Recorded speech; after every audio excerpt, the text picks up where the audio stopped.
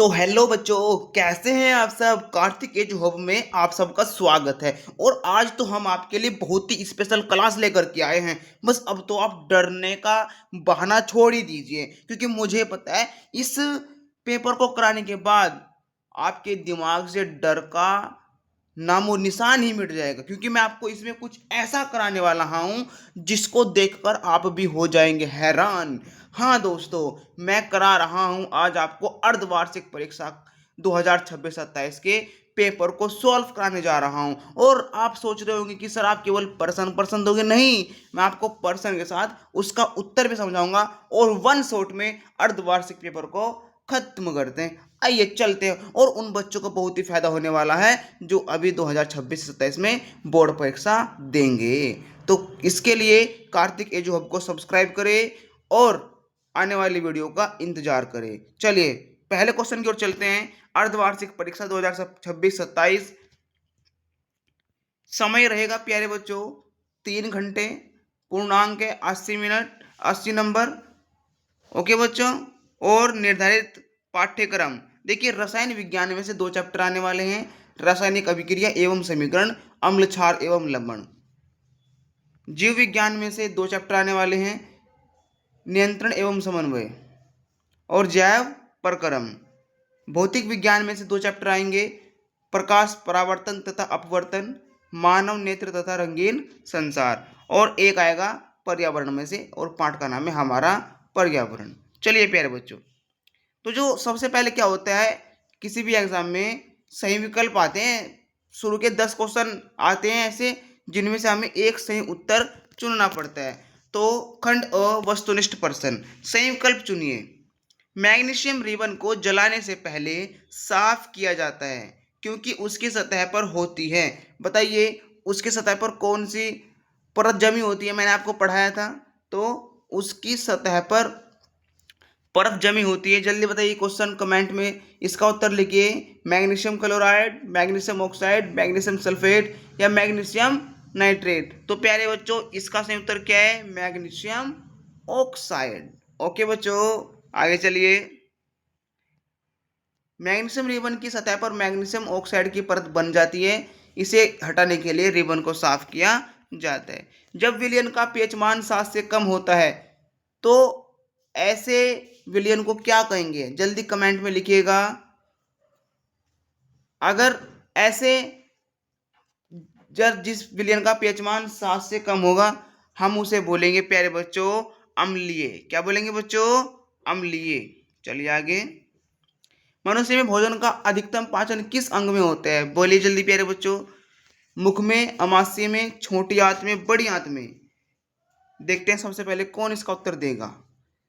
1 2 3 4 5। प्यारे बच्चों इसका उत्तर है छोटी आंत। चलिए, छोटी आंत में विभिन्न पाचक रसों की सहायता से भोजन का पाचन पूरा होता है तथा पोषक पदार्थों का अवशोषण भी होता है। पौधों में प्रकाश की ओर वृद्धि के लिए मुख्य रूप से कौन सा हार्मोन उत्तरदायी है, जल्दी बताइए। Oxygen, insulin, thyroxine, adrenaline. तो क्या है बच्चों, ऑक्सीन। क्या है बच्चों, ऑक्सीन। दर्पण द्वारा प्रकाश को वापस लौटाने की घटना कहलाती है। दर्पण द्वारा प्रकाश को वापस लौटाने की प्रक्रिया कहलाती है अपवर्तन, परावर्तन, प्रकीर्णन या विवर्तन। बच्चों क्या कहलाती है, परावर्तन। ओके, जब कोई प्रकाश की किरण आ रही है और वो क्या होगी, वापस लौटेगी, तो इस घटना को क्या बोलेंगे, प्रकाश का परावर्तन। प्रकाश की किरण का किसी सतह से टकराकर उसी माध्यम में वापस लौट जाना प्रकाश का परावर्तन कहलाता है। उत्तर लेंस की फोकस दूरी क्या होती है बच्चों, ऋणात्मक, धनात्मक, शून्य या अनंत। जल्दी दीजिए सब बच्चे उत्तर। पूरा फोकस अर्धवार्षिक पेपर को सॉल्व करने में लगा दीजिएगा। उत्तर है प्यारे बच्चों इसकी धनात्मक। तो उत्तर लेंस की फोकस दूरी कितनी होती है बच्चों, धनात्मक। मानव नेत्र में प्रकाश की मात्रा को नियंत्रित करने वाला भाग कहलाता है, क्या कहलाता है बच्चों, पुतली। मानव नेत्र में प्रकाश की मात्रा को जो नियंत्रित करता है वो कौन है बच्चों? पुतली। पुतली का आकार बदलकर नेत्र में प्रवेश करने वाले प्रकाश की मात्रा नियंत्रित होती है। खाद्य श्रृंखला में ऊर्जा का प्रवाह होता है दोनों दिशाओं में, एक ही दिशा में, ऊपर से नीचे या अनियमित रूप से। इसका उत्तर कौन बताएगा? जल्दी बताइए। इसका उत्तर है बच्चों एक ही दिशा में। जो खाद्य श्रृंखला में ऊर्जा का प्रवाह होता है वो कैसे होता है बच्चों? एक ही दिशा में। ऊर्जा का प्रवाह सूर्य सूर्य किसको प्रकाश देंगे? उत्पादक को, उत्पादक उपभोक्ता को, उपभोक्ता की ओर एक दिशीय होता है। निम्न में से कौन जैव निम्नीकरण पदार्थ हैं? जैव निम्नीकरण बताइए मुझे। प्लास्टिक, कांच, सब्जियों के छिलके या पॉलीथीन? तो क्या है बच्चों? सब्जियों के छिलके। ओके, क्योंकि सब्जियों के छिलके आप मिट्टी में डालो, किसी गड्ढे में डालोगे तो वो क्या हो जाएंगे? सूक्ष्म जीवों द्वारा आसानी से अपघटित हो जाएंगे। ओजोन परत हमें मुख्यतः किससे बचाती है? बताइए बच्चों। अवरक्त किरणों से, पराबैंगनी किरणों से, रेडियो तरंगों से या ध्वनि तरंगों से? तो उत्तर क्या है बच्चों? पराबैंगनी किरणों से। आगे 2 नंबर के प्रश्न भी आने वाले हैं, घबराइए मत। ओजोन परत सूर्य की हानिकारक पराबैंगनी अल्ट्रावायलेट किरणों का अधिकांश भाग अवशोषित करती है। अब खंड बी में आते हैं बच्चों अति लघु उत्तरीय प्रश्न। तो निम्न प्रश्नों के उत्तर दीजिए। रासायनिक अभिक्रिया किसे कहते हैं? पार्ट 1 का क्वेश्चन है, बहुत ही अच्छा क्वेश्चन है। ठीक है, आप आराम से कर ले जाएंगे। वह प्रक्रिया जिसमें एक या एक से अधिक पदार्थों में परिवर्तन होकर एक नया पदार्थ बनता है उसे हम क्या बोलते हैं? रासायनिक अभिक्रिया। आप अपने आप से एक एग्जाम्पल भी दे सकते हैं, जैसे H2+O इक्वल क्या बन जाएगा? H2O। आप अन्य एग्जाम्पल भी दे सकते हैं। कमेंट में जो एग्जाम्पल आपको आता है वो कमेंट में जरूर लिखिए। मैं देखता हूँ आप लोग कितनी पढ़ाई कर रहे हैं, कितनी कक्षा 10 के बोर्ड को लेकर अग्रसर हैं आप। उदासीनीकरण अभिक्रिया क्या है? एक उदाहरण दीजिए। अम्ल और क्षार की अभिक्रिया से लवण तथा जल बनने की अभिक्रिया उदासीनीकरण अभिक्रिया कहलाती है। कोई अम्ल ले लीजिए HCl प्लस एक क्षार ले लीजिए NaOH, तो क्या बन जाएगा? लवण बन जाएगा NaCl और जल बन जाएगा H2O। चलिए, pH स्केल क्या है बच्चों? pH स्केल किसी विलयन की अम्लीय या क्षारीय प्रकृति बताता है। इसका मान सामान्यतः 0 से 14 तक होता है। जिसने पार्ट 1 और पार्ट 2 अच्छी तरीके से पढ़ा होगा वही इस पेपर को सॉल्व कर सकता है, वही इस पेपर को समझ सकता है, अन्यथा नहीं। आगे देखिए, प्रकाश संश्लेषण के लिए आवश्यक 2 पदार्थों के नाम लिखिए। बच्चों, जब प्रकाश का संश्लेषण होता है उसमें आवश्यक 2 पदार्थों की आवश्यकता होती है। अगर वो 2 पदार्थ नहीं होंगे तो प्रकाश संश्लेषण की प्रक्रिया नहीं होगी। तो बच्चों, पहला है CO2 और दूसरा है H2O यानी कार्बन डाइऑक्साइड और जल।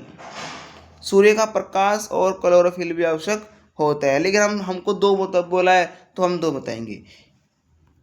प्रतिवर्ती क्रिया क्या है? अब देखिए बच्चों, यहां से आपका होता है जीव विज्ञान। प्रतिवर्ती क्रिया क्या है बच्चों? किसी उद्दीपन के प्रति शरीर द्वारा, कोई एक वस्तु है और दूसरी वस्तु, या एक व्यक्ति है या दूसरा व्यक्ति, तो किसी एक उद्दीपन के प्रति शरीर द्वारा किए जाने वाली त्वरित मतलब तेजी से एवं अनैच्छिक मतलब बिना इच्छा की प्रतिक्रिया ही प्रतिवर्ती क्रिया कहलाती है। जैसे हमारे दिमाग ने हमको संकेत दिया कि हमको कोई हमको क्या कहते हैं, कोई हमको शरीर में पेन हो रहा है, दर्द हो रहा है, तो हम क्या करते हैं? तुरंत अपने या तो हाथ पैर सीधे करते हैं, जैसे मतलब हमको कंफर्टेबल हो सकता है, इस प्रकार से हम उसको संतुलन में लाने का प्रयास करते हैं, है ना। आगे देखिए, ये हमको छींक आ रही है ना, तो ये क्या है बच्चों? त्वरित प्रक्रिया है, लेकिन अनैच्छिक है, हमारी इच्छा के अनुसार नहीं होती। गर्म वस्तु छूने पर हाथ तुरंत पीछे खींच जाते हैं। ये कौन सी प्रक्रिया है? प्रतिवर्ती क्रिया। प्रकाश के परावर्तन के दो नियम लिखिए।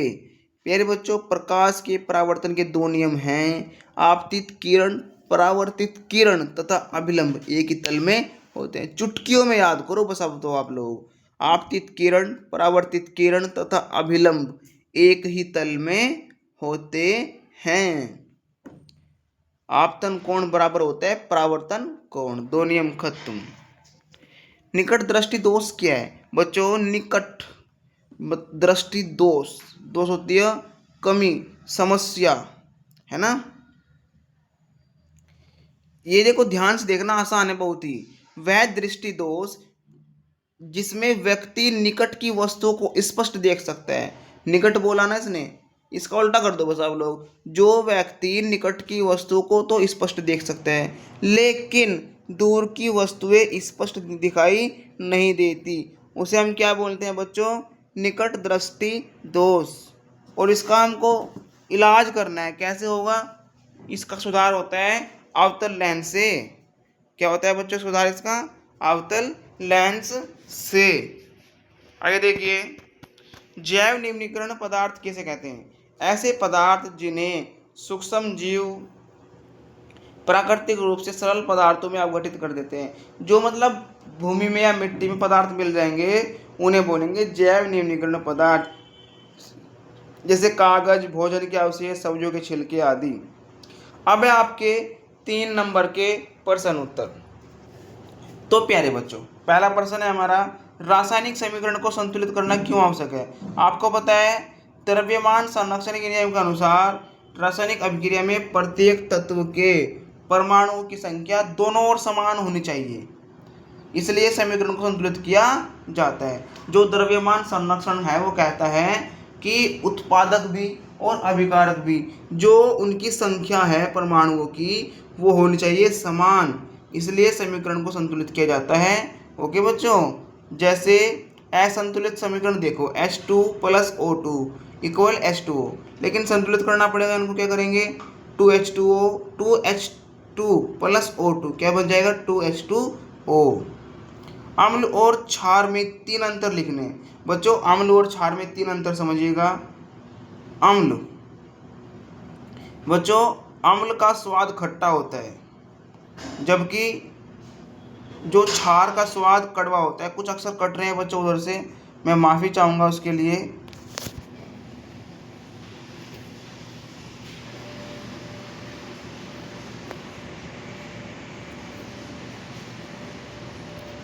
अम्ल का स्वाद खट्टा होता है, क्षार का स्वाद कड़वा होता है। जो अम्ल होता है वो नीले लिटमस पेपर को लाल कर देता है, और क्षार लाल लिटमस पेपर को नीला कर देता है।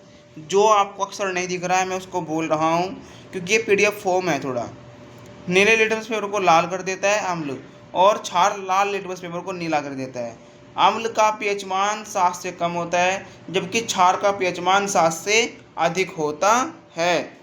संक्षारण क्या है? इसे रोकने के 2 उपाय लिखिए बच्चों। धातुओं को वायु, नमी आदि के प्रभाव से धीरे धीरे खराब होना संक्षारण कहलाता है। मैंने आपको बताया था, जब आप कोई वस्तु लाते हो बाजार से और वो कुछ दिन बाद खराब होने लगती है, उस पर जंग आने लगता है, तो ये प्रक्रिया क्या है? संक्षारण प्रक्रिया। इसे बचने के लिए उपाय है, पेंट कर दो या गैल्वेनीकरण कर दो। पाचन तंत्र में छोटी आंत की भूमिका समझाइए बच्चों। बहुत आसान समझेंगे। पाचन तंत्र में छोटी आंत की भूमिका। छोटी आंत में भोजन का पाचन पूरा होता है। यकृत से आया पित्तरस तथा अग्नाशय और आंत से निकले पाचक रस भोजन को सरल पदार्थों में बदलते हैं। छोटी आंत की दीवार से पचे हुए पोषक पदार्थों का अवशोषण होता है। तो क्या है बच्चों? ये मानव पाचन तंत्र में छोटी आंत की भूमिका। तंत्रिका तंत्र और हार्मोन में 3 अंतर लिखिए बच्चों। पहला अंतर है, तंत्रिका कोशिकाओं द्वारा होता है, प्रतिक्रिया बहुत तेज होती है तंत्रिका नियंत्रण में, और प्रभाव सामान्यतः कम समय तक रहता है। जबकि हार्मोनल नियंत्रण में हार्मोन द्वारा होता है यह नियंत्रण, और प्रतिक्रिया अपेक्षाकृत धीमी होती है और प्रभाव अधिक समय तक रहता है। दर्पण के लिए फोकस तथा वक्रता केंद्र से क्या तात्पर्य है? तो बच्चों मुख्य अक्ष फोकस क्या होता है बच्चों? फोकस होता है जो मुख्य अक्ष के समांतर आने वाली किरणें परावर्तन के बाद जिस बिंदु पर मिलती है या मिलती हुई प्रतीत होती है उसे फोकस कहते हैं। जबकि वक्रता केंद्र क्या होता है? उस गोले का केंद्र जिसका दर्पण एक भाग है वक्रता केंद्र कहलाता है। आगे चलो बच्चों, प्रकाश के अपवर्तन को उदाहरण सहित समझाइए।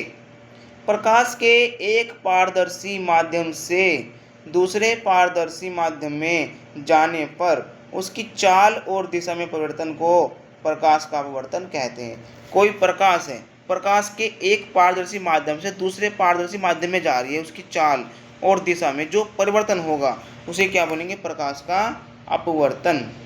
जैसे पानी में रखा सिक्का ऊपर उठा हुआ दिखाई देता है, किस कारण? अपवर्तन के कारण। मानव नेत्र की समंजन क्षमता क्या है? बच्चों बहुत इंपॉर्टेंट क्वेश्चन है ये। इस अर्धवार्षिक में से काफ़ी सारे क्वेश्चन आपको देखने को एग्जाम में मिलेंगे, इसलिए इस वीडियो को देखना न भूले। नेत्र की वह क्षमता जिसके द्वारा वह विभिन्न दूरियों पर स्थित वस्तुओं को स्पष्ट देखने के लिए अपने लेंस की फोकस दूरी को बदलता है, इसे क्या बोलते हैं? समंजन क्षमता। नेत्र की वह क्षमता, वह शक्ति जिसके द्वारा वह विभिन्न दूरियों पर स्थित वस्तुओं को स्पष्ट देखने के लिए अपने लेंस की फोकस दूरी को बदलता है, समंजन क्षमता कहलाता है। मतलब जहाँ तक आप वस्तु को स्पष्ट देख सके वही क्या बच्चों? हमारे आंख की समंजन क्षमता, देखने की क्षमता। खाद्य श्रृंखला क्या है? एक उदाहरण दीजिए। प्यारे बच्चों, जीवों की वह कर्मिक श्रृंखला जिसमें एक जीव दूसरे जीव को भोजन के रूप में ग्रहण करता है खाद्य श्रृंखला कहलाती है। उदाहरण है घास, टिड्डा, मेंढक, सांप, बाज। मतलब ऐसी श्रृंखला जिसमें एक जीव दूसरे जीव को भोजन के रूप में ग्रहण करेगा, एक जीव दूसरे जीव को भोजन के रूप में खाएगा, उसे बोलेंगे खाद्य श्रृंखला। जैसे घास खाएगा टिड्डे को, टिड्डा खाएगा मेंढक को, मेंढक खाएगा सांप को, सांप खाएगा बाज को। ओके बच्चों, और बाज को कौन खाएगा ये कमेंट में आप लिख के जरूर बताएंगे। बहुत ही बेहतरीन क्वेश्चन है। तो प्यारे बच्चों, हमारा अर्धवार्षिक का आधा पेपर इस भाग 1 में पूरा हो गया है, ठीक है। और भाग 2 में मैं आपके लिए दूसरा वीडियो लेकर के आऊँगा और आप पूरी वीडियो को ध्यान से देखने के बाद आइडिया लगा सकते हैं कितना पेपर में आएगा, और आप बेफिक्र हो जाइए। अब तो आपके 100% नंबर आने से कोई नहीं रोक सकता। बस आप वीडियो में अंत तक बने रहिए। तो मिलते हैं भाग 2 में, तब तक के लिए धन्यवाद प्यारे बच्चों। पढ़ते रहिए, बढ़ते रहिए। Take care.